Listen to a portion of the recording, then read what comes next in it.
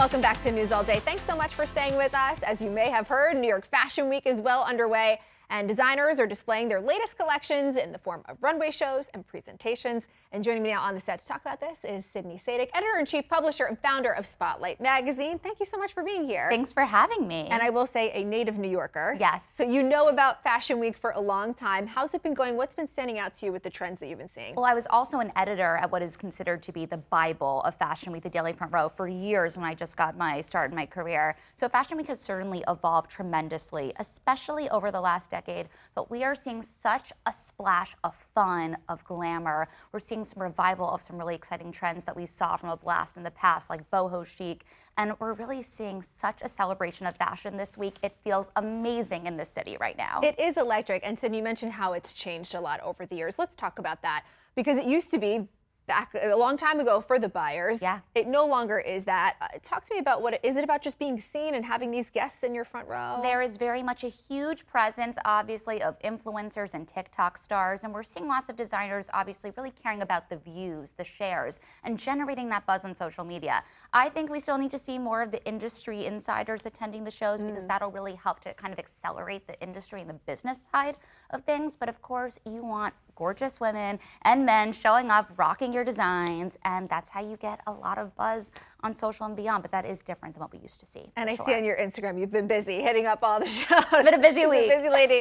Let's talk about some of the shows. Ralph Lauren taking things out to the Hamptons. What stood out to you here? What an incredible way to kick off the week. So he actually decided to use the Hamptons, where he has a home, as the backdrop to his show. This was also the inspiration for the collection, and it was incredible. Supermodels like Christy Turlington and Naomi Campbell rocked the runway. We saw First Lady Jill Biden as well as Naomi Watts attending the show, and it was incredible because he actually replicated the iconic Polo Bar restaurant, which is his, which everyone in New York knows is the hottest ticket. Everyone wants a res. Everyone wants a res, and he recreated the restaurant so that his attendees could go for the after party.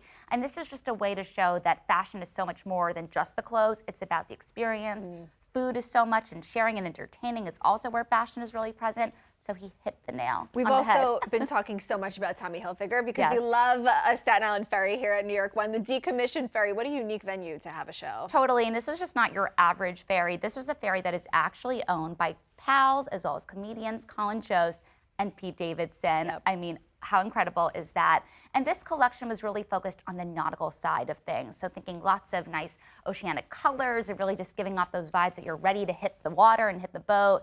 And just a fun and really great way to kind of show off the Tommy Hilfiger all-American modern take on fashion. Carolina Herrera also had her show in Lower Manhattan, down by Wall Street. Yes. Talk about what stood out to you here. Carolina Herrera is always about feminine silhouettes, lots of florals. I always think of that Devil Wears Prada, iconic line florals for spring groundbreaking. But Wes Gordon, who is at the helm of the brand, really does know how to make women feel their best. And all of his use of color, beautiful silhouettes. This is definitely a designer who's really definitely at the peak of his career and making so many waves in our world right now. What else are you looking forward to this week? What's on your radar? Well, I was at Dennis Basso. It was incredible. Susan Lucci actually walked the runway, which was amazing. Very excited about Michael Kors, Cynthia Rowley, and just seeing the week come together. And then it, of course, goes on to Europe with Paris, Milan, and London. Hundreds of more shows to go. New York is just the start. And then we wait until when? February, right? For the next round. Exactly. The next cycle. Cindy, thank you so much. So good to talk to you. You too. Thank you. Thanks for watching our YouTube channel. For more stories in your communities, click the subscribe button right here. You can also download our app or watch us on TV for the latest news and weather updates every 10 minutes and more. We'll see you then.